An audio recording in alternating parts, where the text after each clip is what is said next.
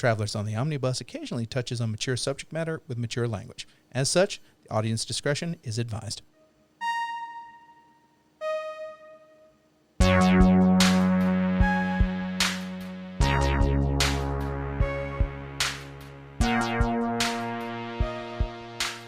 Welcome, fellow passengers, along the Travelers on the Omnibus podcast. My name is JL Kite, and I'm going to be riding the bus with...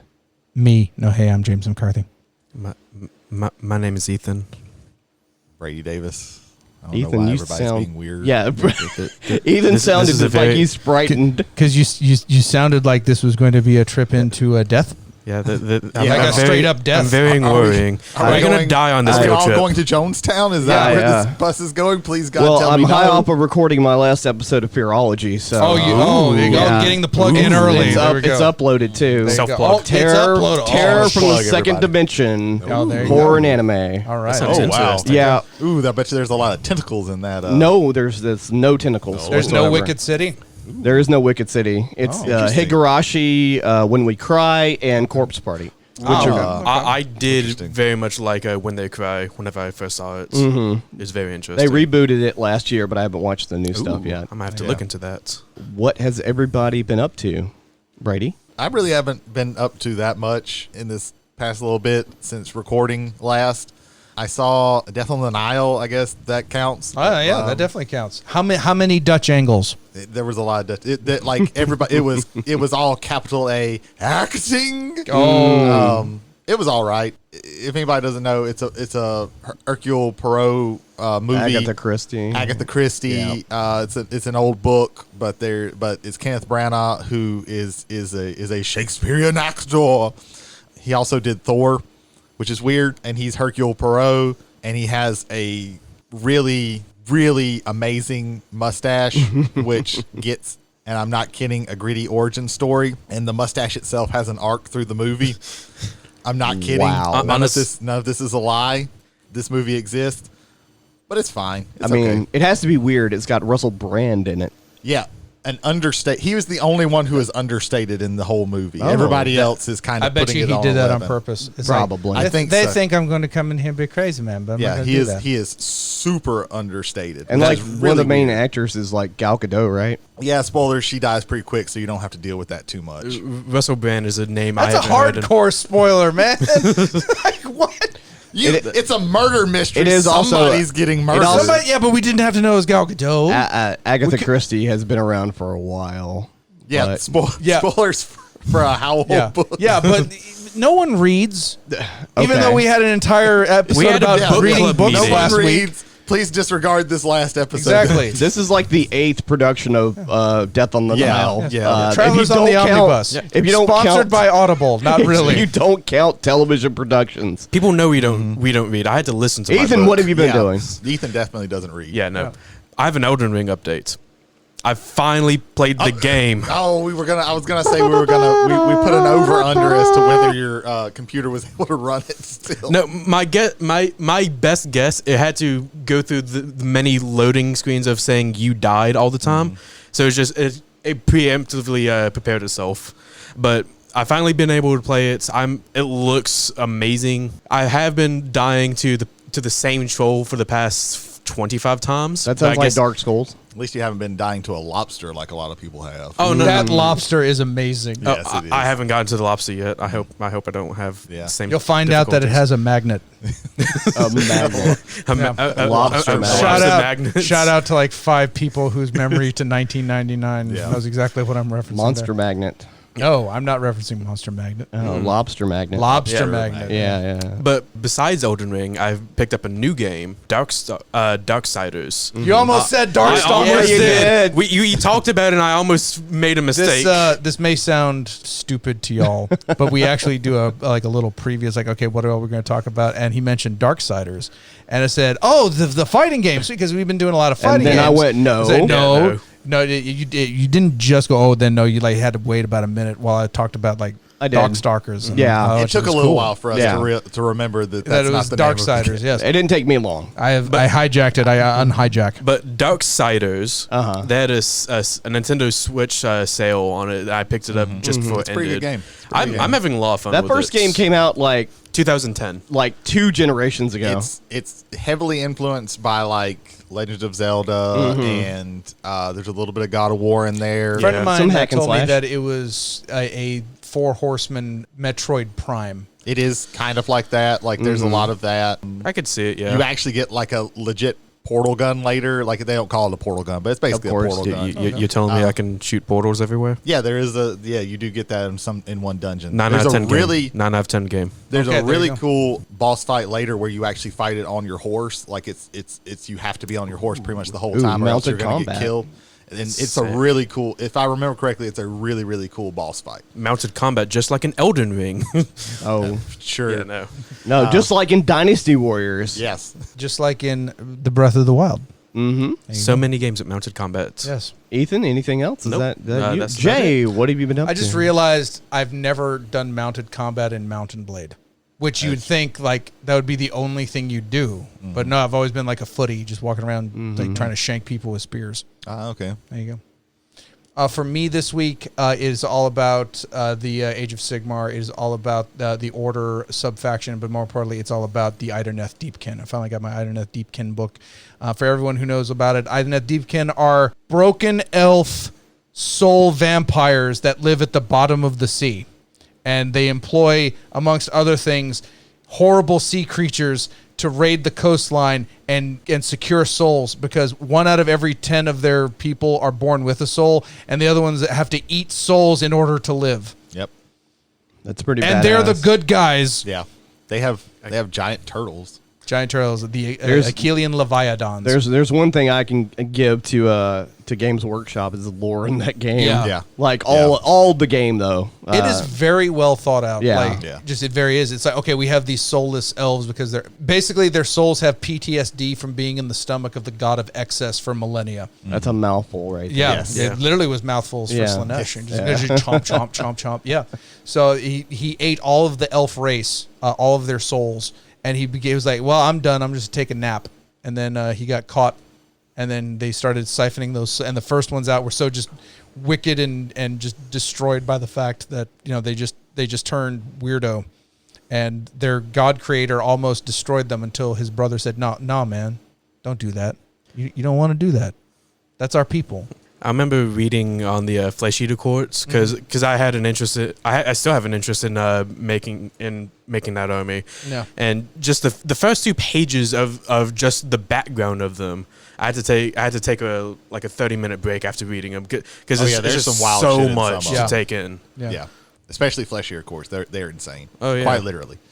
For anyone who watches this, first of all, how do you look at sound waves? But for anyone who's listening to this, more importantly, who is also into the miniatures, I give it a strong recommendation. I think they did a very good job in buffing a few of the units that needed buffing in order to be able to be viable and be cool. Like you have blind archers. Not even kidding. They're archers without eyes, and they actually shoot better now. They are the Zatoichis of the archery. Yes, guild. exactly. Yeah.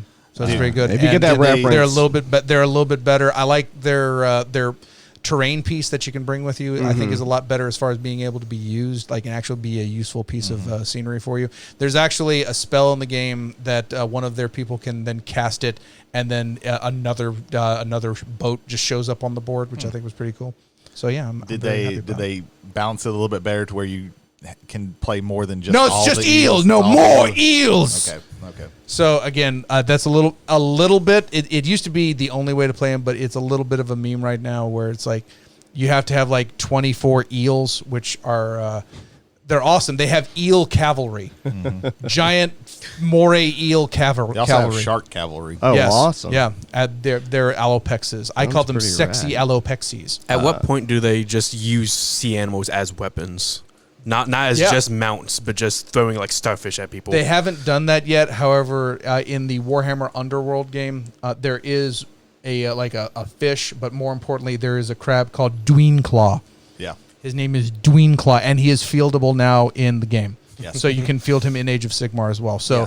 That is 10,000 fantastic. crab army soon to show up. They also have a model that is like a wizard or something, and he has a book, and the book is being held up by an octopus. That is The nice- Lotan. The nice little octopus is holding his book for him. That is Lotan. He is the soul scribe. He is basically the entire accountant for the entire race. To make sure that, okay, we got 400 souls this round. It's very good, guys. All right. Well, before this becomes the Age of Sigmar No. podcast, Hold on. That's not the only accountant that's in the game. Exactly. Yeah. No, they have the tally man in Nurgle who tallies all of the poisonings from the viruses. I'm going to say this right now. Very interesting. Lotan. He doesn't hold the book up for him. He has a little knife that he uses to defend Lotan, and that is his melee attack. I think Lopan. it is great. Lotan. Lopan. No. That Shut is the fuck up, Jody. Big Trouble in That Little is China. fantastic. No, it's not. It's Lotan. If you hear any rumbling, audience, that is thunder. We are currently experiencing a storm moving through. So Yeah. Yeah, that storm is like trying to take Lotan I saw- and make him is like Lopan. Lopan wishes he was I Lotan. saw Jay like look off to the side like a squirrel. Yeah, I was right like, in- oh shit, it's Yeah. coming. We may or may not die tonight. no, audience. no, we're See, not. that would be the we're- Seven Thunders bag. See, we're I not- can also talk we're not about dying. Big Trouble in Little China. I know you can. There you go. We could probably wax philosophical There you on go. that movie at some other point. There you go. What I've been doing though, the last thing I did was I got to play the Godzilla board/card game last Saturday with my buddy Nick and a couple other people, and you get to play kaiju. You get to play as Godzilla, Mothra, King Ghidorah, and some giant Beetleborg that I don't remember his name for. Regardless, Oh, it's the smog monster. no, I don't think No, it's the Smog it's Marks. the That was- Drills for Hands. I think so. I cannot I think remember so. that Is one. that Rodan? No, it's No, not that's not Rodan. Rodan. Rodan's got Rodan's wings. the pterodactyl. Rodan, yeah, Rodan's yeah. the pterodactyl. Anyway, regardless, It's one of his earlier ones. It was a bad guy that he fought multiple times. it's a fun little game. Normally, trying to combine like card and board together doesn't always work out very well. Usually, Megalon. That's his name. Megalon. Okay, awesome. When you attack a player, because it's player versus player. When you attack a player, if they don't have any way of defending, because you have like defense cards in your hand that you can play, as long as you have the currency to play it, they use energy in this game. It's a one kind of currency, and you do different things to generate that energy. But anyway, if you can't defend against it, whatever the amount of damage is dealt to you, that's how many cards that the opponent gets to look at the top of your deck. And they get to take one of those, and they have victory points on them, and no one else gets to see them. So you're just trying to like grind out okay. victory points. And an you can interesting do way of really doing it. cool. You can do really cool things. You can throw kaiju into buildings. You can throw trains into kaiju, and it's pretty Throw rad. kaijus into other kaijus. That yes, you can throw kaijus into other kaijus. 9 out of 10 game. Yeah, I never played it before. 9 out of 10 game. I've heard good things about the game. it's actually pretty good. I was very skeptical because it said Funko Pop on it. Funko, honestly, their production and actual games, like is from they're not from the production side, but from the actual game side, they're not bad. Yeah. Like you would think, it's like, oh, it's Funko Pop. This is just to sell Funko Right. Pops. No, they actually are producing not best quality board games, but certainly good quality board games. Another good thing about the game is it's got a timer on it. Like most good board games have, it's got a timer on it. And so the way it works is as you're destroying buildings, there are little place markers that are put on this timer. And once the timer goes all the way up, all the oxygen gets sucked out of the city and all the monsters go to sleep. So that's how the game ends. And I would say it probably took about an hour to an hour and 15 minutes. Okay. But it was real fun. Also, it does not scale very well down. It's a 2, 3, or 4. You want to play it with 4. Okay. Because in a 2-player game, it's just 2 monsters fighting the whole time. There's almost no other strategy to it, and that's kind of boring. And the same can almost be said for the 3-player variant of the game, but the 4-player variant is where you want to be at. Okay. Also, though, after playing it 3 or 4 times, you probably wouldn't want to play it again. Yeah. It's an enjoyable experience. But it's more of an experience. But it's a well-made experience. That's So good. I would suggest the Godzilla board game. It's called something Godzilla something. Tokyo Or- Clash or something That's like that. it. Tokyo Clash. Yeah. The board game. And that's pretty much what I've been doing. That's super So, cool. Absolutely. I think we're going to move on to our main topic this show. We are going to attempt to make a better RPG. We're giving ourselves a science project. And yes, as he has stated, it's like, are we going to take pieces from our favorite and kind of mold them together like a Frankenstein? Or are we going to just kind of mix them all in a pot like some sort of home economics cooking class. We don't know yet. Maybe we're going to make a horrible tiramisu of RPG disgustingness, but we don't know. Yep. So there are different kinds of RPG tabletop or role-playing games out there. There are games that are more heavily story-driven. There are games that are more skill-based, and there are games that are like a good mixture of the two. And there's probably a couple of other things. There's diceless tabletop RPGs. I've never played one, but Amber, there's an Amber diceless. You played 10 Candles. Okay, all right. Like the dice are there, Right. but it really Okay. it's just to kind of just all right. what Outside of a happened. one-time experience, Yeah. there's really not that many diceless RPGs Yeah, like- that I've played. Like you get a group of people, you meet up once a week, and you play a tabletop RPG. Right. There's bound to be some form of like dice rolling. This is an They usually have opportunity. some kind of randomization. I haven't mechanic. played it yet. Without giving much away, Brady played a diceless RPG. Alice is Missing. Yeah. Jay also played that one too. Oh, yeah, That's all you're connected to this girl, this teenage girl named Alice who has gone missing, and you're trying to find everything out. And it uses clue cards. Everybody gets a number of clue cards, and there's a timer that is running with music, because the other gimmick, I love gimmicks in RPGs. It's all played silently on your phone, so it's all through some sort of messaging service. So you're never in the same place at the same time, but you have clue cards that at certain times you will reveal that clue card, read it, and then introduce that information, come up with the information, then introduce that information. So that's how it uses like a randomization mechanic. It's kind of a finite randomization, but it has so many combinations that every game is going to be a little bit different. Where you're going to go with things is different. Most RPGs have some sort of randomization mechanic. It's very rare that you get those. Right. And we were talking about like what kind of RPGs we're going to talk about as examples. And since we're talking about diceless, I want to talk about Dread for just a moment. Carry on. Now, Dread, you play that with a Jenga tower. So for anybody who's not aware what a Jenga tower is, it's a giant puzzle of blocks, and each player takes a block until the tower falls, and then the game's over. Usually it's a good two-player situation. But in Dread, so let's just say we have 4 players in Dread, we start with 4 blocks missing from the tower. Then each player makes a very light character, much like in 10 Candles. But on your sheet, you have 4 worded actions. So you have jump, dodge, but you write those down, whatever you want. But once you use that once, you scratch it off, and that's it. It's done. You can use that as an action to do against any sort of enemy in the game, or you can pull a block from the tower. And inevitably, what's going to happen is that someone's going to die. Whenever the tower falls, someone dies.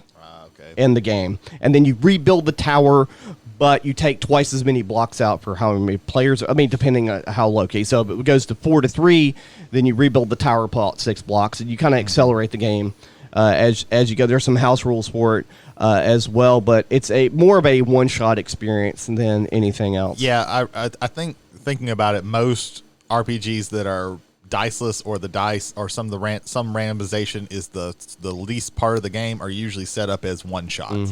Like that Dread, like the Jenga tower is a good tension mechanic, and I've seen it used in it's used in another game called Star-Crossed Lovers, where it's a 2-player game where you are literally playing Star-Crossed Lovers, and every time something bad happens, you take a block out, and then I think the game actually ends when the tower falls. Right. But yeah, most of those kind of games fall on this is a one shot. You're going to play a different adventure if you play this game again. There is one more thing I missed on Dread, and it's not very important. But if the tower is getting to the point where it's leaning, if it's your turn, you can make a sacrifice and push the tower over, so that someone that has a better chance of getting to wherever they need to go. So you make the ultimate sacrifice and basically kill your character off. That's cool. So it's kind of nice. So Jay, what are some RPGs that you enjoy and do things well? That I think do things well. Yeah. Let me start out actually with just a little anecdote, and kind of where basically the reverse of my philosophy on it. This is about going on a decade now, but I was at CoastCon in Biloxi, Mississippi, and I was at the RPG table. and I was looking through some of the stuff, and they had a limited edition Mage of the Ascension, which is like my favorite, one of my favorite. Right, it is my favorite Yeah. White Wolf of all time. And the guy there is like, "Oh, you're into White Wolf? Yeah, absolutely." You know, and we start talking, and then he starts talking about, I play werewolf, and I got a werewolf, and like whenever he attacks, he does like 7 dice of aggravated damage, and like the minute you start with me with what you can do on a page, I can come up with a wolf that does that too, and all I've got to do is fill in dots on a page. That is it. I could not care less about literally what you do with your Scantron sheet. To me, it is primarily story and what systems do the best at helping you create a story.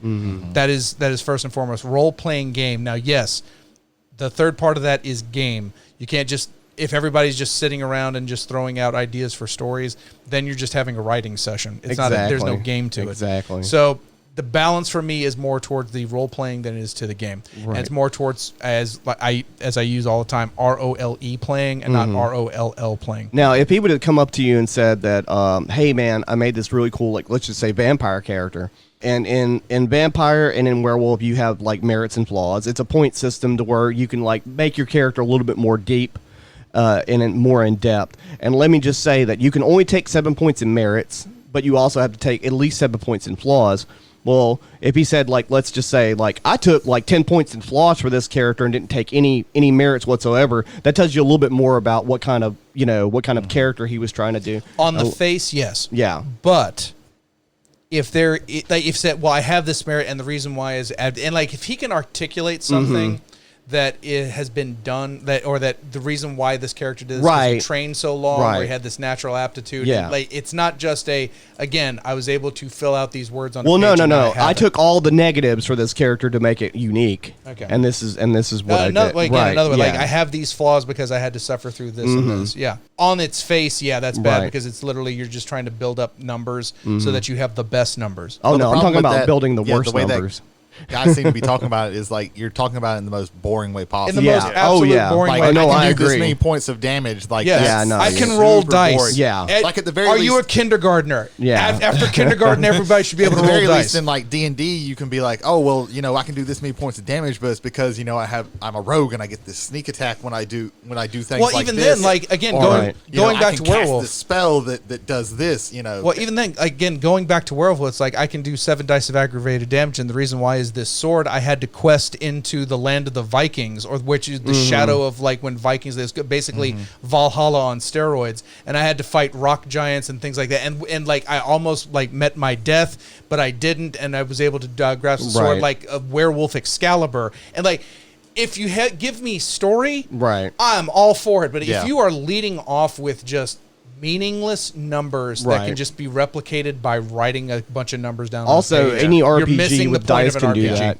Any RPG with dice can do that. Call a little bit of an audible here, Sure. because this just popped in my head. What do we all think of? Like, what is our philosophy of an RPG? Like, what do we think the goal of an RPG is when we sit down to do it? That's a valid, very good question. I've said it before, maybe not on this show, but for me personally, as a games master mostly, and not really a player most of the time, I want to have a shared collective narrative story told by me, but also added onto and told by the players as well at the same time, and have a journey together as an experience. Seeing how I haven't run that many games, probably only ran like 2 Dungeons and Dragons games myself. I'm more so a player at heart, and anytime I sit down at any RPG table, whether it be D&D, Pathfinder, Cypher System, Lancer, whatnot, I always know that I have like the DM's intentions at heart, because it's both the players and the DM's jobs to make a story that's memorable in a way.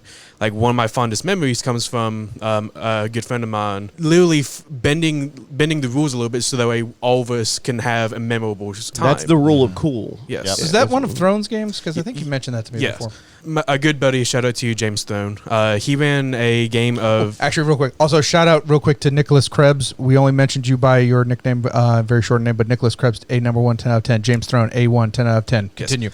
He ran a homebrew of Ghost of Saltmarsh, and they introduced a ship combat mechanic where it's literally two sailing ships going at it, both firing cannons, shooting ballistic arrows at each other. That would be a battleship combat. Yes. Yes, playing an arcane archer fighter at the time. Right. One of the things was I had a magic item that allowed me to catch projectile items. Okay. One of the enemy ships, they shot a cannonball at us, and I looked over at my friend James. He was like, "Hey, my glove says I can catch projectiles, correct?" "Yes." "Can I catch the cannonball?" Roll for it. Wouldn't you know it, I rolled whatever I needed. So just imagine a short elf. I was playing a short elf at the back of a ship. As opposed to a tall dwarf. Yes. Yes. Just catching a cannonball out of midair and literally loading it into the cannon next to me and chancing the cannonball and making part of the ship disappear. Oh wow. I respect that. That pretty rad. that to me Right. is what makes tabletop RPGs Right. memorable. Well, in that certain situation, that's him building upon a system and making it better for your experience that you were Yes. having at that time. And also, 90% of what you said was story, and 10% of that was system. Yeah. Right. And I think that we're all really coming from this of a philosophy of an RPG is collaborative storytelling. So that's good. I think that was good to get that kind of out there so that people can understand where we're coming from, because some people do care more about Number mechanics. crunching. Yeah. Number Yeah. crunching. Number they crunching. They want to min-max their character, and that's fine for you. I don't particularly like to play with people who are like that, unless it's a one shot and you're doing it as a goof or something like that. You know. One thing I like about the cyber system is when you make failed rolls, if they're critical fumbles, you get a experience point. Then at a later time, depending on the situation, that you can give that back to the games master and tell them no. You Yeah. can't do that in many systems. Quick break to Cypher System, which is developed by Monty longtime great game master by the name of Monty Cook. If you liked D&D Third Ed, him and Skip Williams are probably the reasons why you like that. Yeah, he designed the DMG, and then like that guy and another person designed the other two books for the 3-book trifecta. And so very, very honestly, I like it because it's for the most part a one dice system. I like It's a D20. I like simplicity in the systems. Yeah. Let me because we mentioned about this. Very early in the pre for this, Jody was talking about I don't think there's really anything kind of negative things to say. Hang on. So in 2002, oh no, I think there I know. was a role playing game system that was foisted upon the world, and here we go. Hold on, I just want to make sure everybody understands this. Fantasy Adventure to Adult Lechery, or as its acronym is, Fatal. Was first released in 2002. They did a second edition of the book, which then changed it to From Another Time, Another Land, which once it was out of the main author's hands, it got a little bit better. But here's the reason why I say this, and the reason why, again, I care more about story than about systems. That book, as I remember it, is about 600 to 700 pages. Most of it is tables. Oh. Most of it is reference D100, D1000. That sounds very reference polite. tables. Very For polite. reference, like the player's handbook in D&D is like 200 pages ish. Yeah. Something like that. Two- Yeah, 250 and then at most of it most. is Yeah. tables to reference, this is what this does, this is what this does. Like, for instance, do you want to randomly find out what happens if you get shot in the scrotum? Do you want to randomly figure out where you get shot in the first place? So let's roll a D100 or D1000, and then we're going to pick a body part. And then we're going to roll on the body part table and find out what happens there. Fatal was we almost bought it as a joke. Because my good buddy Mike McMullen is the one who brought this up to us, and this is the absolute worst idea you could possibly have for this. In my opinion, 100% the absolute worst That idea, does because sound it is terrible. all about That system sounds and has horrific. nothing to do with Yeah. story. And again, the name of it is Fantasy Adventure to Adult Lechery. There was I have to assume there was some tongue in cheek about it. It was like the era where the 90s were dying and the 2000s were just trying to find their footing. But even then, it just Right. you're trying too hard. Yeah. You're trying way too hard. RPG Net's Darren McLennan and Jason Sarton described it as the Necronomicon of role-playing games. In addition to fundamentally broken in its attitude towards sexuality and characterized as bitterly misogynistic. Wow. Oh. Yeah. And that was for that was in the time early period. 2000s. Yeah, that was for the that early time period, 2000s. where we're still like So- in the age of extreme. Again, so more so that like obviously misogyny bad, don't do misogyny. But also from this in this kind of same thing, it's like I don't care about a D1000 determine if only my nut hairs were burned off or if my left testicle fell out. What? Fatal. That's ridiculous. So yeah, you overly complicated systems, get the fuck out. Yeah. Right. Yeah. Get the Agreed. fuck out. And I think all the stuff that we've kind of talked about is the better thing in a system is that when the mechanics serve the story. Right. When the mechanics help the story move forward. Or, at least at the very least help you do something. Because, D&D, you can be argued sometimes, at least in 5e, I'm not familiar with all the other versions of D&D. 5e I played a was the first lot one. of 3.0 and Yeah. 3.5. At the very least, most of the time, they're letting you do something cool at the very least. Because, oftentimes RPGs can be a power fantasy, which I think D&D mostly is. And I'm not saying that that's a bad thing. Sometimes you just want to be a powerful dude rolling into town and fucking shit up. Yeah. Agreed. But at the very least, having mechanics that serve story, I think is something that we think is very important. And to add to mechanics serving stories, the use of miniatures, in my opinion, is not the main, but like one of the key things in an RPG I kind of look forward to.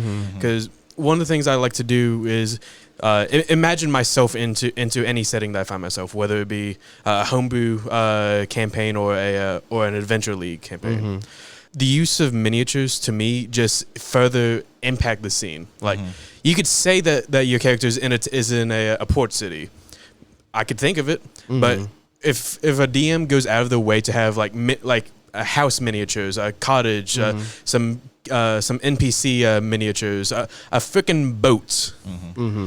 It goes to the fact that they go out of the way to visualize the setting that you're in. I have a counterpoint to that. Okay. And I'm more of a theater of the mind kind of a games master. Theater of the mind, for any of our listeners, is that's when you run a game with no maps, with no miniatures. Of course, you probably want to have that map on your notes behind the screen, Yeah. but the players don't have any visualization of what's happening. You kind of have to give them that, and so they have to use their imagination to kind of place where they are in a town, in a city, in a dungeon. Also, when theater of the mind, you don't see everything on the table. So much like if you were in a real city, you wouldn't see the whole city or even like a third of the city. You would only see the buildings that were surrounding you. So being able to see other things for yourself as a player will take some of the immersion out as you're trying to vicariously live through your character. But that's just my personal opinion on that. Yeah. But I think it's good Yeah. for both sides are good, Yeah. I think funny with this, I fall kind of somewhere in the middle because sometimes I'm with Ethan. Like I like to have a miniature, and I think miniatures. What a good thing, like having miniatures and setting things up can really get newer players into a game because getting into a role playing game can be very daunting, but having like the visual representation of everything and being like, okay, well, this is your character and you can move over to here to this building and this building does this. This is the mayor's office and this is the tavern and everything.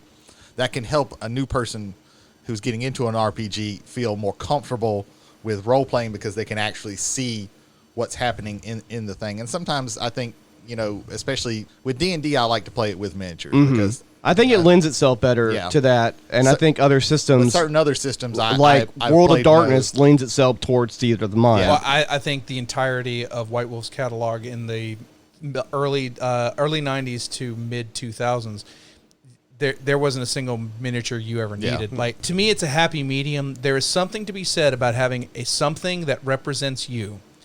In your brain, maybe not you actively, but your brain definitely feels this, is the fact that that's me. And if you see yourself next to a bear and that bear has knocked you down, it's like, oh God, I've been knocked down. No, your character's been knocked down by a bear. But there's this attachment. built-in sense of urgency about Yeah. it that I don't think you have, or not say can gender as easily with as many people if you have theater of the mind. Right. Now, where theater of the mind I think really plays well is the fact that not just like the town, you can see the town, but you don't have to paint out the entire scene. There are things at the periphery That's very that you true. can then bring into the scene that are there as long as you have it like a natural tie to it. Like you can't just be like, okay, you walk into a room and then you've been in here for 5 minutes and then all of a sudden 10 werewolves attack. No, Yeah. that has to be, but like something maybe lurking in the shadows and Right. you can represent that easier in the mind because it's now a surprise. Like someone could, I check every square corner of this thing, and then you have this physical thing in front of you. It's like, nope, there's nothing, everything there. And then all of a sudden,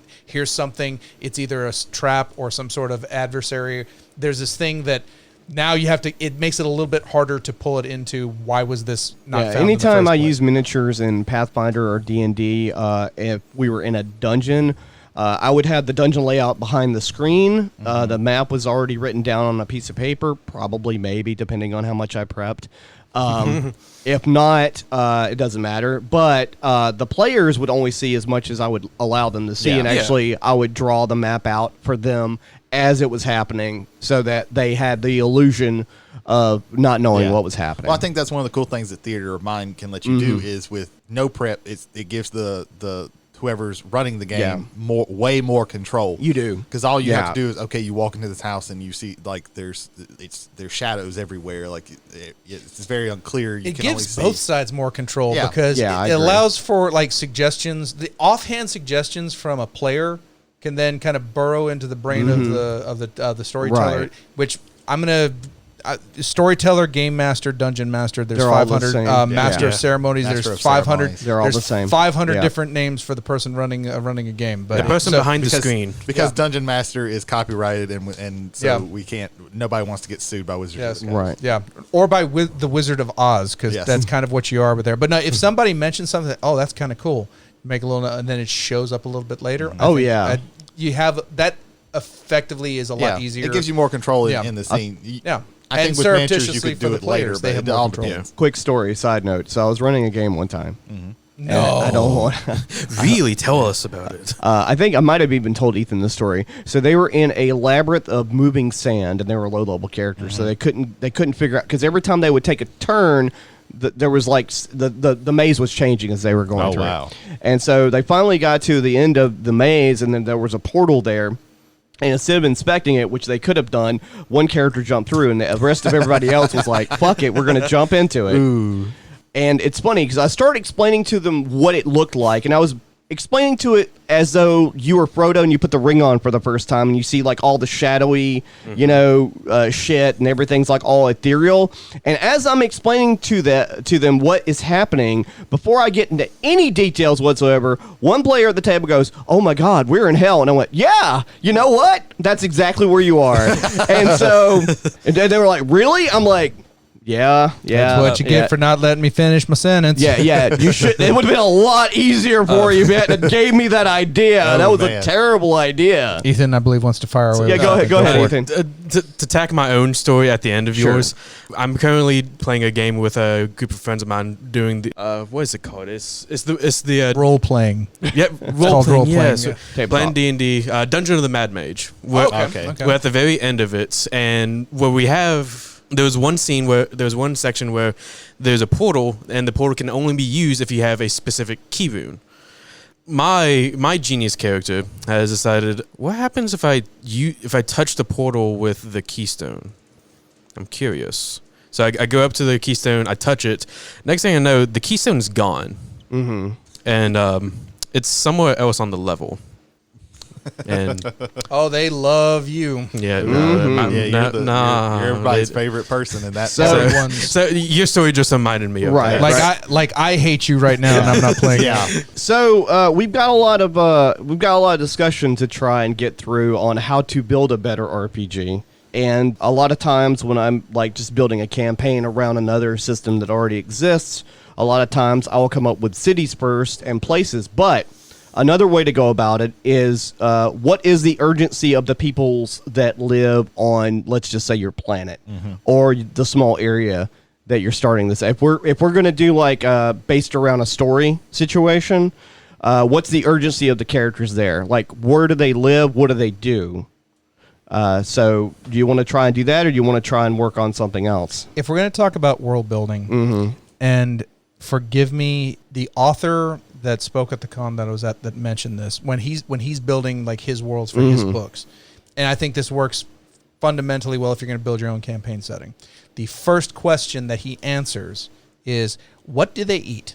What do these people eat? And the reason why is that is, let's say they have goat meat. Let's say goat meat is the staple of their diet. Well, what type of environment allows for there to be enough goats for a group of people to allow them to be used as a food source? And so you look into that, and it's like it's this type of grassland, this type of grassland going into like hills and mountains, yeah, with this type of temperature, which produces this type of grain stock and green. And so now you have all this. So now, by answering that question, you now have what the area kind of looks like, what kind of plants and grass grows there, what kind of animals you have, what other animals exist in that, what are the predators for those animals, and then it's this small thing that kind of grows out from there. So again, I think that is the ultimate. If you're going to build a campaign, if you're going to set a campaign, if you're going to have an RPG system where you are giving them the campaign setting as well, start with, what do these people eat, and then grow out from there. That's definitely a great idea. I like that idea. A lot of times, I'll start with, if I don't have a whole like continent built, I'll start with a town or maybe even a small village, and then work my way from inside to out, depending on what the players decide on doing. There's always a major plot point somewhere in there, and there's always a past point that they can discover, such as a great destruction happened 10,000 years ago, and you stumbled across a skull of an ancient barbarian that holds the secret to the Forgotten City that, you know, you just so happen to luck out on and overhearing that conversation that happened in the bar earlier. The interesting thing that I think both of your methods that y'all just talked about is that they're more or less bottom up things. You're starting from a simple thing and then working your way up and out. And I think that that's a very important thing. When that's probably the best way to go. You know, if you have this, I have this cool idea of this big overarching thing that happens in this world, like you're gonna have to work very hard to go from this big thing to this small thing. It's better to start with something small and simple. If I start and work your way out. If I start with, like, let's just say, for instance, one of my major campaigns I ran for years, it starts out in the church state of Barash, which is on a continent, and it's the pretty much the head, like, good capital of the continent, if I want to be cheesy. It's pretty much like the Vatican, but medieval times and cool. And they have an angel deity they called Murark. But I could give you, like, all the explanation of that city-state and tell you, like, all the details of it, and you're probably going to remember everything that I tell you. But if I also tell you that off to the side you have Rishtaran, which is a port city, and then off to the left you have the Jakar Waste, and then there's like 9 or 10 different things I'm trying to throw at you before the game starts, you're not going to retain any of that. Yeah. That's just too much shit for you to retain. Also, all of that was built out from the beginning of that one city-state. Especially with like a new player starting out, taking in all that information, it's 9 out of 10 times it's going to turn them away from that RPG. Yeah. If you have to memorize tons of lore, that's a problem. And I also think you have to be careful. Another problem with going from the big thing all the way down to the small thing is that you're going to run into the problem of your players will not fucking do what you want them to do. So you're either going to end up railroading them and everybody's going to be pissed at you for that. Yeah. Or they're just going to ignore this encyclopedia of shit that you wrote down of the history and all of this because they decided, hey, this looks fun over here. Let's touch on railroading for 1 second. I don't want to linger on it for too long. I was specifically going to ask you to tell the story from a time long since gone by about the RPG that you played in that was effectively someone just reliving a book that they really liked. I'll get into that in a second too. That second will take about 3 good minutes. It won't. It maybe. Before that, though, a long time ago, I learned how to run RPGs much like I learned how to be a better person by doing the opposite of what my father taught me. Wow. And so That's our first shirt, ladies and gentlemen.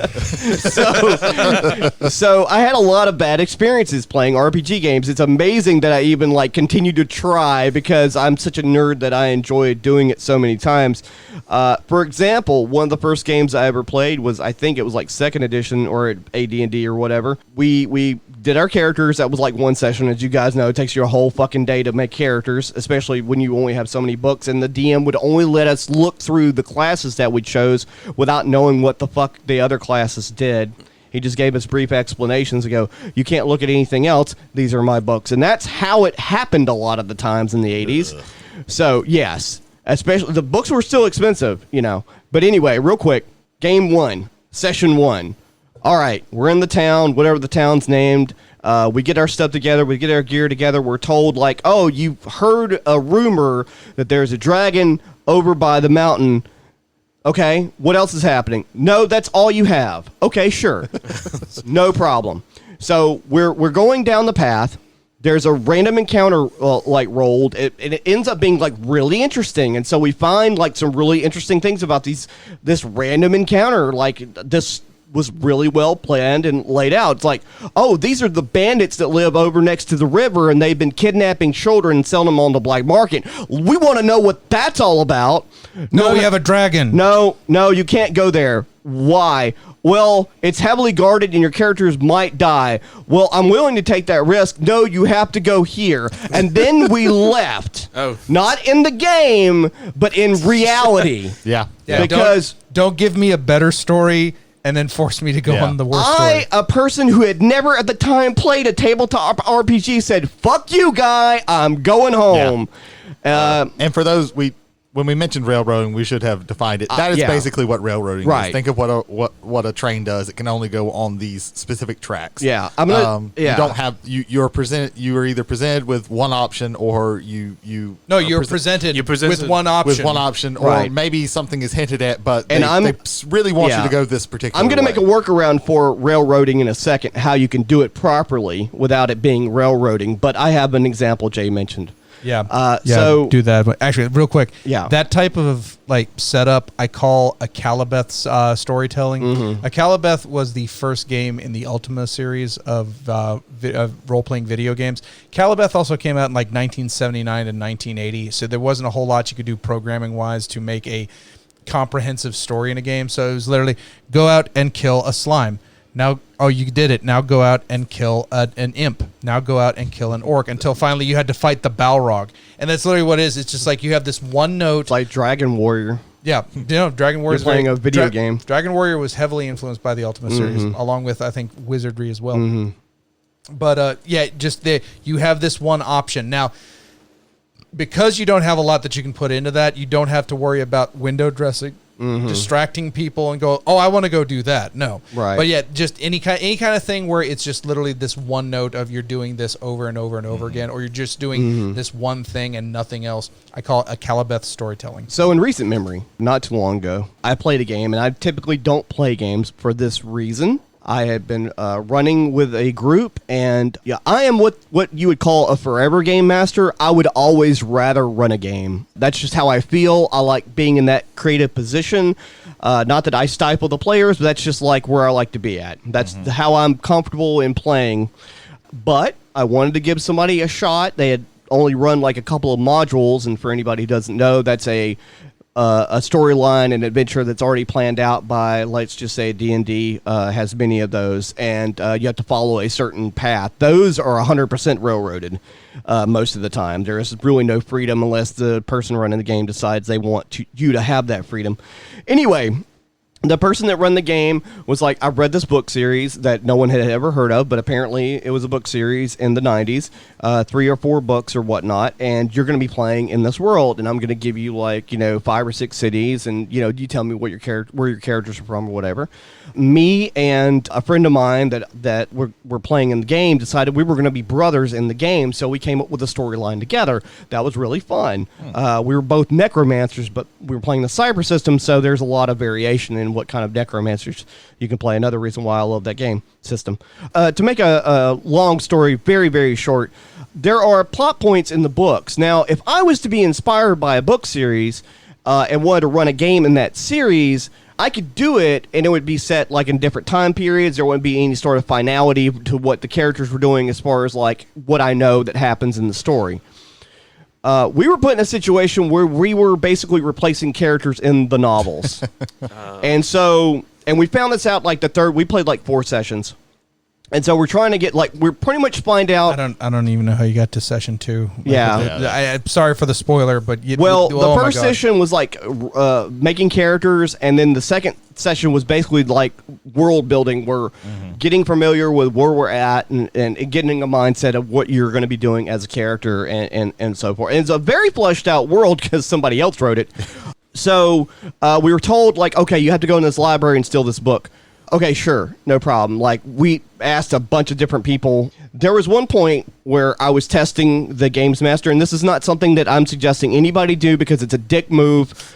But if your GM is being a dick, you should push that button. And so my character got frustrated because I wasn't being given any information whatsoever, and that was what my character did. He was like a rogue slash a necromancer, so I was trying to get information on what to do next.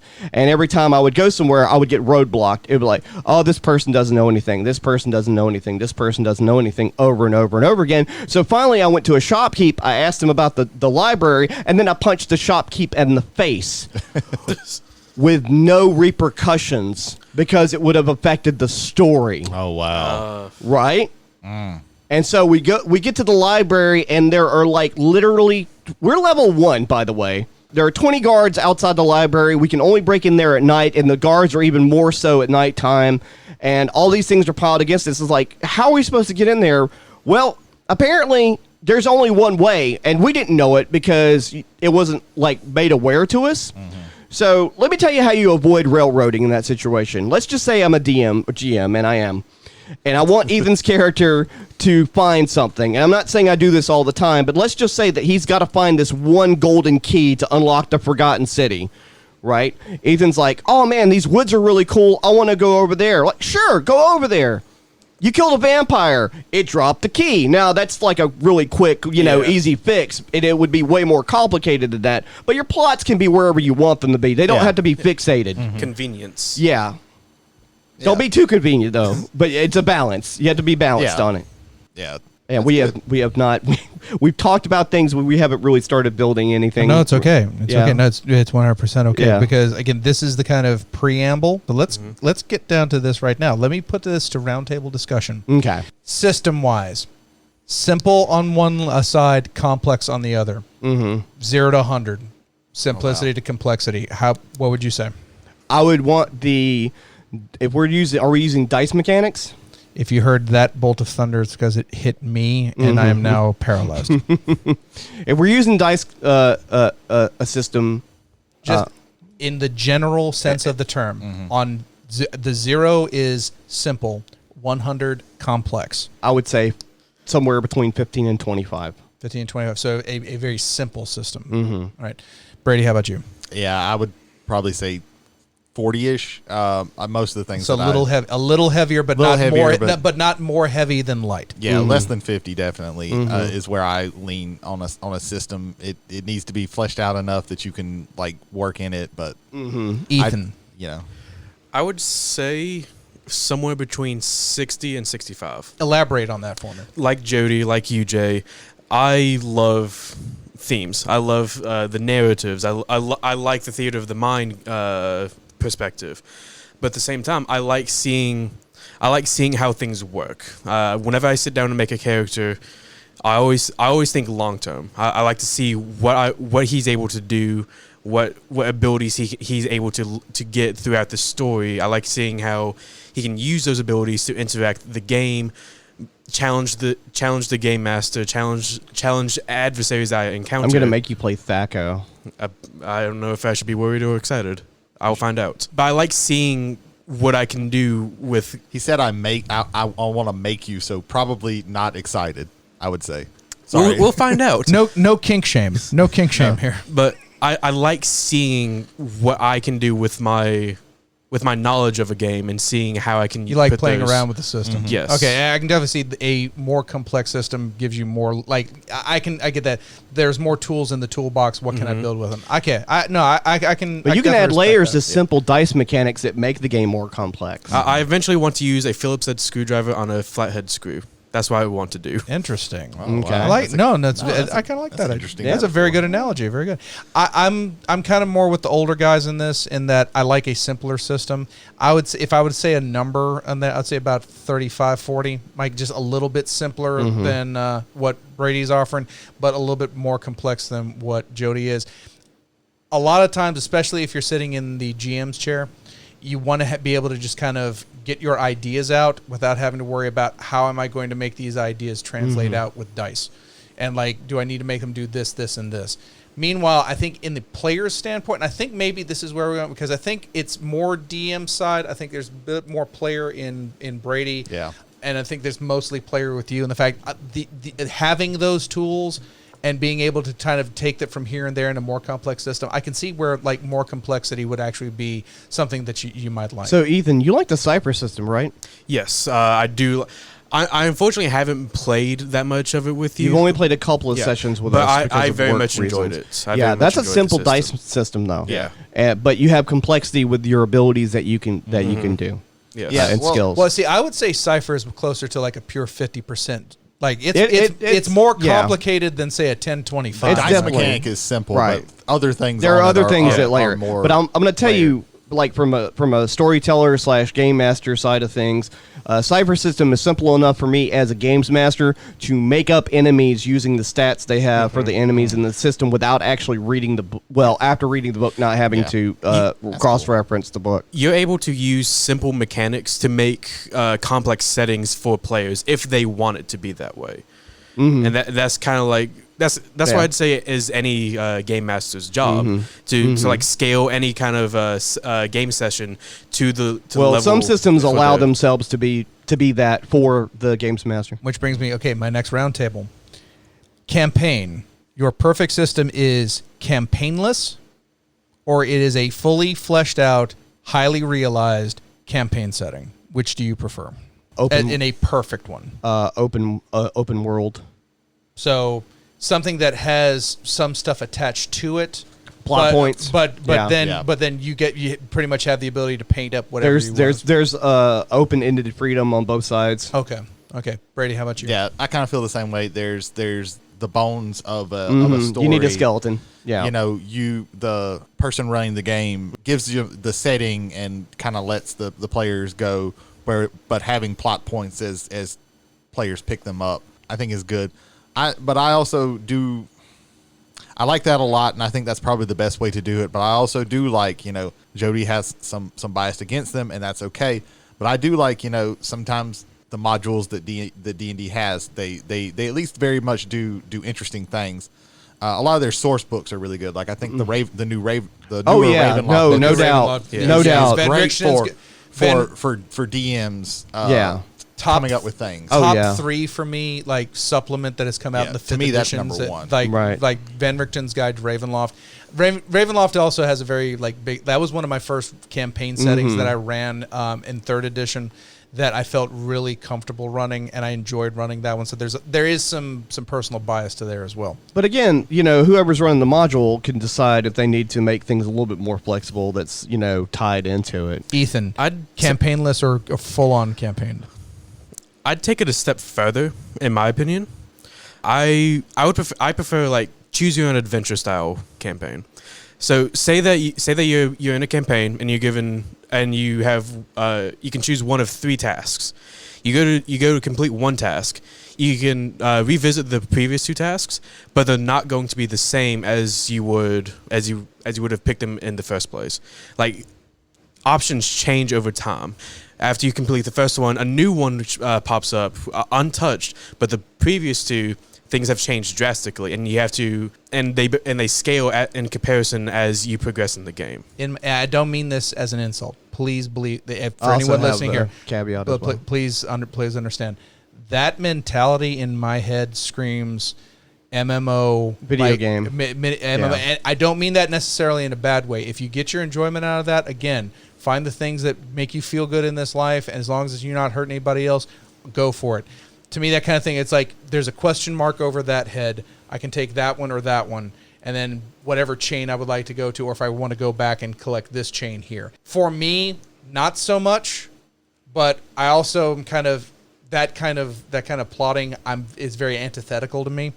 But if that's something that other people enjoy, all the power to them. But for me, I wouldn't like to be around that. Jody, you had the point. You had another point. Yeah, no, actually, you said what I was going to say. I was going to say that's very vindicative of a video game situation where you have repetition, like risk reward, but you're going for the same risk. It's Dark Souls. I would also argue that your open world thing kind of meshes with his idea as well too. It's like you have the town, you can either treat it as and this is where our world starts and we're going to go from there, or it's the hub from where you can do a whole bunch of different things. I want to kind of bring up an interesting way of how things are run in a system that I really like in a game called City of Mist. Just real quick, it's a game, it's like a noir type thing where all the players have some connection. They are some embodiment of some legendary figure or some mythological figure in the real world, but they all live in this city that all of that is obscured by what is called the mist, which can be a physical mist, but it can also be just, ethereal. Instead of, you shooting a lightning bolt, it looks just like a transformer, like it makes it look more mundane. Technocracy. But the way the story in that works is it's a case. You are a group of like detectives and you are solving a case. So the way that they have it is what's called an iceberg. So they have like 3 or 4 hooks, and then those lead down into, 3 or 4 different things, each of them, and those are connected in different ways. And then those lead down a little bit further and down a little bit further, and your options get less as you go further down into the iceberg, leading you up to the thing that is causing the problem, Gotcha. the case that you're trying to solve. You're unraveling all the plot points. Yeah, and so like one adventure is basically a case, and there's also like the cases can be kind of strung together. But really with this one, you can do cases where they don't really have any connection, or you can add connection to them. But I think that iceberg mentality of starting with a whole little breadcrumbs that lead to different that are connected. They literally have it where it's like the meme of like strings, The crossed. yarn attached to all the tacks. It's all connected. And that's literally, if you're creating your own thing, that's how they tell you to visualize. how for you to visualize it, so Right. you can keep track of everything. And I think that's a very interesting way of doing. That's definitely a cool way of doing an it. adventure or campaign. Super cool. Okay, do you build this system to be episodic, or do you build it to be serialized? Basically, is it a series of one-shots with no or very little connection between the two, or is it a full campaign where the story builds upon itself to an ultimate finale? For me, it'd be a campaign in that regard. Campaign as well for me. I like a campaign.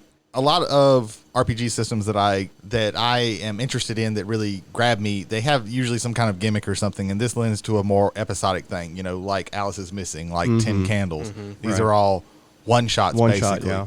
Because you often have a problem with campaigns. I've rarely ever actually finished a campaign. Now, I haven't been playing RPGs quite as long as, say, Jay and Jody, maybe even Ethan. I don't know, although he is a little baby. I'm a babe.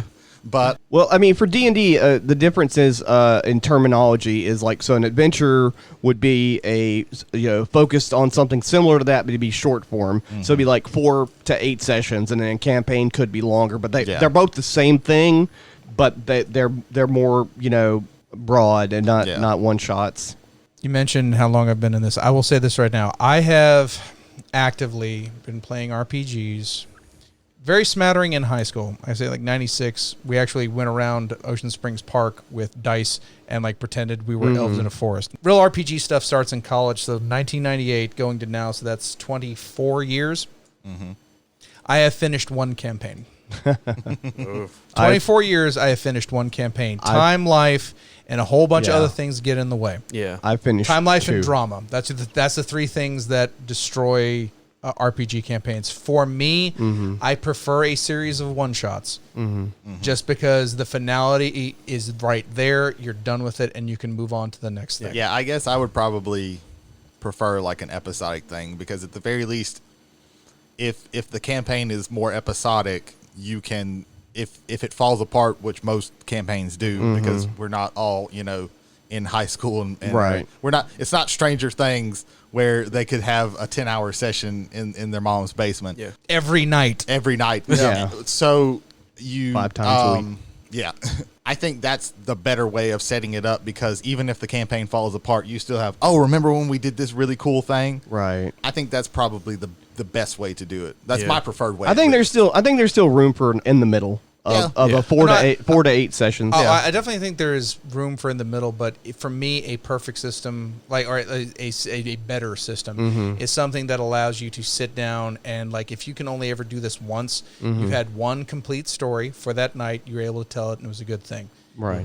Things that are geared more towards, like, no, this will take months or maybe a year to complete, or maybe even longer than that, I think is unrealistic, Right. especially for adult life. Well, that being considered, that pretty much means that if we were to make a better RPG, that there wouldn't be much of a setting for it.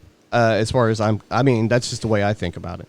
As part of the capstone to this, I would kind of mention what I think is the best RPG system to get into right now. I kind of want to get everybody and Yeah. everybody get that kind of idea in your Oh, head. yeah, I already know. I've got a couple more questions that I want to again pose to the roundtable as far as building a better RPG system. But I think there is a system right now that I think absolutely perfectly does that. Miniatures, verboten. Or all of them at all times necessary, like basically forbidden or necessary. Like, again, the two sides of the spectrum. Where do you fall on? No miniatures. No miniatures. No miniatures. as I kind of stated before, I think I'm kind of in the middle. I think miniatures can be very effective in very certain ways, and in certain systems, I think they're better. But in some systems, I think that you can do without. Okay. To me, I believe miniatures are a necessity, mainly for for immersion itself and for like what Brady said earlier, like to get new players into it. Mm-hmm. And you, Jay? For me, I believe I think this is the one where I feel I fall mostly in the middle, and for one major reason, again, the miniatures that we are getting now are so much more detailed. So it's better than just like here's a thin little pewter man with a triangle hat. Oh, clearly he's the captain of the ship. Wait, what? No, I think. And what people we hated have, that change when it happened. I don't want plastic. I want pewter. Yeah, and now it's like, well, I want this type of resin over this type of resin because it's more biodegradable. But for me, again, the amount that is in the market right now for high quality, exceptionally high quality miniatures that you can just and you can print and go with a 3D printer if you know someone who has one, or if you have Well, one I think yourself. the fact that something like Hero Forge Oh, yeah. exists, and Right. you can just say, okay, I know exactly how my character is going to look. I can make that character. Right. Like that was something I did with my kids to get them interested in D&D. Okay, you made this character. Here's Hero Forge.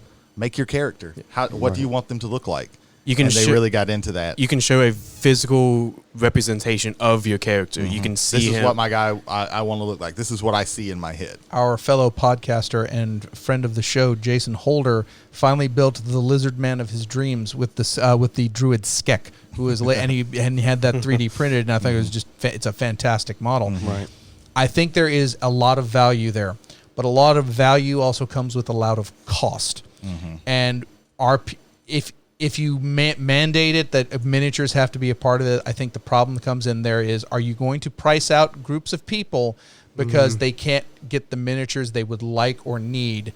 I think there's a valid point there to saying, like, if you don't need the miniatures, if you just need a marker like a penny or a bottle cap, I think that can also work too. But even then, I kind of like a system where I can just talk it out, much like Jody said, where I can talk it out and kind of build that world in your head without having to resort to physical media. And Go for it. And branching off of that, talking about our favorite systems and whatnot. Mine, for that reason and a bunch of other reasons, is the Cypher system.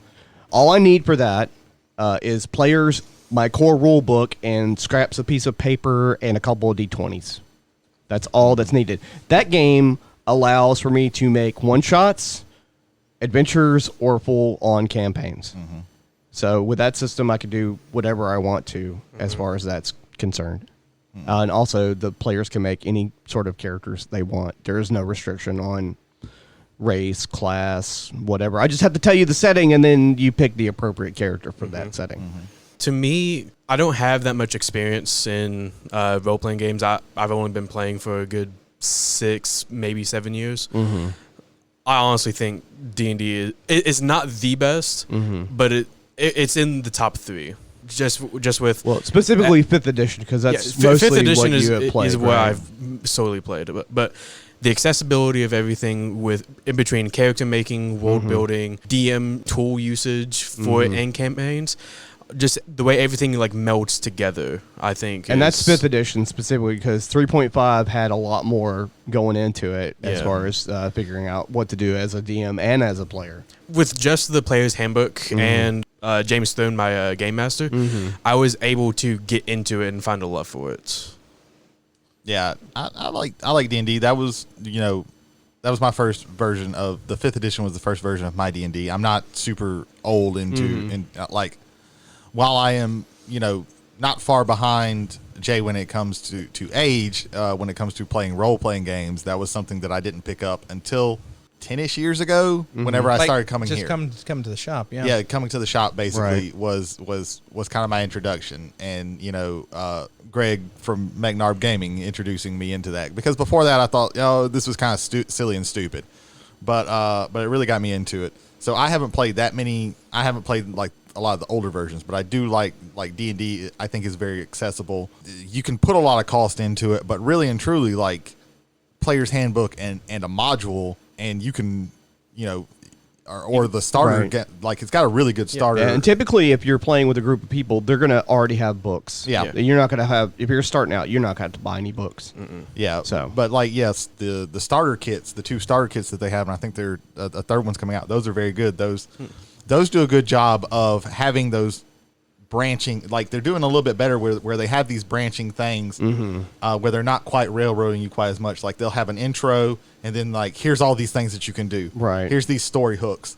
And then it kind of brings it back into a finale. A closing point. And what about you, Jay? I'm sorry. I didn't mean to No, cut you let off. the man finish. Okay. I was just talking about. Right. I can this just is be a my fat bad. man. Just This sit is here. a It'd be really good. well. I'll be honest. Like this is, and I'm not even saying like D&D would be my pick. I do think it's good for a reason. This is a very hard thing for me because I can't really think of one that I love to play. Like I do like Cypher System. What little I played, character creation in that I think is very interesting. At least when we did, because we did. I think it's pretty much the same as Numenera. It is similar. Yeah. Okay. Like the character creation in that I really liked. Yeah, the modular. I don't know. This is a very tough thing for me because I can't think of. I like some things I really like. Really and truly, like I think the City of Mist, the system behind it, because it has a really good marriage of translating like storyline and powers and abilities into game mechanics, using story tags, which are just like a quick line of text talking about something that you can do, and as long as you can tell the person running the game, the master of ceremonies in this, how this fits in, that counts as a point on your dice roll. So you can bring in like multiple things with that. And there are also flaws that people can invoke to give you negative things. So it gives a lot of a push and pull with that. And you also will have tags. Say you have a gun, so you have the tag gun, and that will, if you're trying to shoot somebody, that will give you a +1 to that will count towards that roll. I think the system they do in there is very interesting, and it does a very good marriage of flavor with mechanics. I would, if I am capstoning this, I would first off say that we asked ourselves kind of an almost impossible question to true. go through in this, because as far as better, like, just again from the round table, just from where all the angles that we came from here, we're coming to this with different ideas about what we want and we don't want. And I think if you doubled the size of this panel, I think you'd have double the size of opinions on that. Oh, definitely. In the 70s, I'm going a little far, but I'm coming back to it. A gentleman by the name of Howard Moskowitz was asked by the Pepsi Corporation to come up with the perfect Pepsi. Like, what is the perfect Pepsi? And so they basically took a whole bunch of soda and they mixed whole bunches of different sugar, different other types of things, and they were trying to come up with the best Pepsi. And what they found out was there is no perfect Pepsi. There are perfect Pepsis. There are better Pepsis, and it is tailored to the person. Or in some time, and when you have a group tailored to the group, I think we could very easily pull a consensus amongst what we've said about what we'd like to see in a better RPG. I think simplicity of rules, but perhaps more complexity in building a character so that we can kind of flesh our characters out a little bit more. I think that's something I think the table could agree with. I think we want to be able to play with a campaign, have something that's already kind of built up, but allows us to kind of play with it and maybe extrapolate on and maybe have our own visions of it. Some of us need miniatures. Some of us need no miniatures at all, but I'm pretty sure there's a happy avenue where we can come into there and figure out that in. For me, the best intro to intermediate RPG product out there that I think everybody should get a copy of is Blades in the Dark. Yeah, Blades in that's the a good Dark by, I believe, Evil Hat Productions. Yes. To me, encompasses a whole bunch of that. First of all, you have a very unique setting. It's a fantasy setting where the bad guys kind of won. The sun blew up, and now it's a world of complete darkness. And so in order to be able to keep, life and civilization going, we have to drain the blood of Leviathan-sized demons that we find in the ocean. Oh, and also, you're not a part of any of that. You're just in this one city called Duskfall trying to eke out a survival where survival itself is just eking out. You basically are a gang of criminals. However you can create your crimes and do your crimes, you as a group come together for that. Your master of ceremonies is just there to kind of pitch the idea. Y'all go with it, and there's a dice system, and it's the easiest dice system you can have. It's D6s. Break out 2 Monopoly boards. You got as many D6s as you need for this game. Perfect. To the point, very good. There's a good bit of complexity in what you can do with your characters, but it all kind of comes down to a very simple, easy to understand system. Yeah. So it's that easy to get. system is very, very good. It's system I to played get it once. It's really nice. get people in there. And It for sounds me, exciting. the thing that I Pretty love sweet. about it, you can run it episodic. It's the way it's designed to run. But if you want to build out this campaign, you can do it and have those one shots become serialized as they collect and go into the next one and build more story that you can later pull in for different. There's episodes. a lot of mechanics that I think that system introduced. Like the idea of a timing mechanism as a clock where you draw a circle, and depending on how complex it is, you cut that into so many pies. And when your characters do something or when something negative happens, you fill in that depending on what it is. And when it's filled, something happens. It all depends on what the situation is. But that's a really, really good thing that I think that they introduced. And again, it's very simple. It's a great time marker. It puts everybody on a situation of, look, this is upcoming. We need to either work for it or against it, and we have to suffer the consequences or bear fruit from the. And there's also, say, you don't want necessarily like a fancy version of that.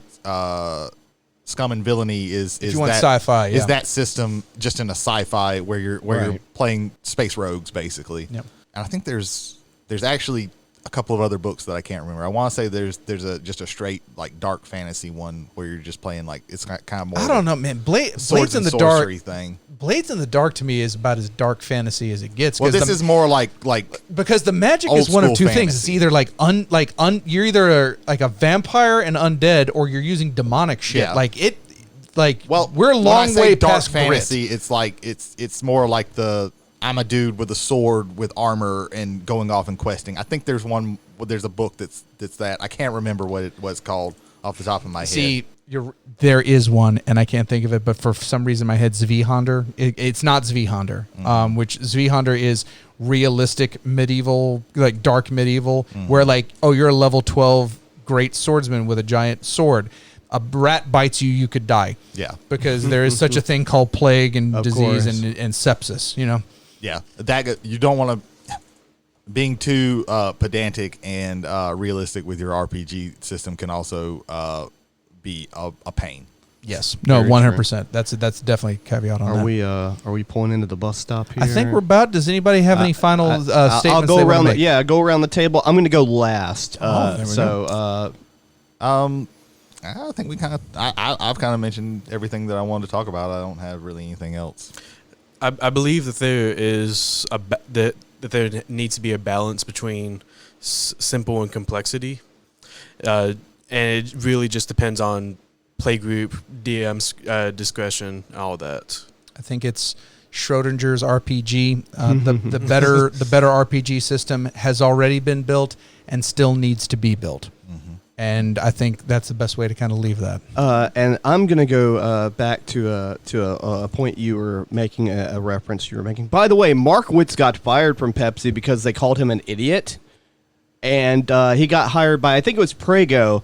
And then his career started taking off for making variants of different spaghetti sauces and whatnot. And PepsiCo lost a shit ton of money because they're fucking stupid. Howard Moskowitz is a tremendous subject to look into. I highly recommend if you look up Malcolm Gladwell, and that's where I learned him from.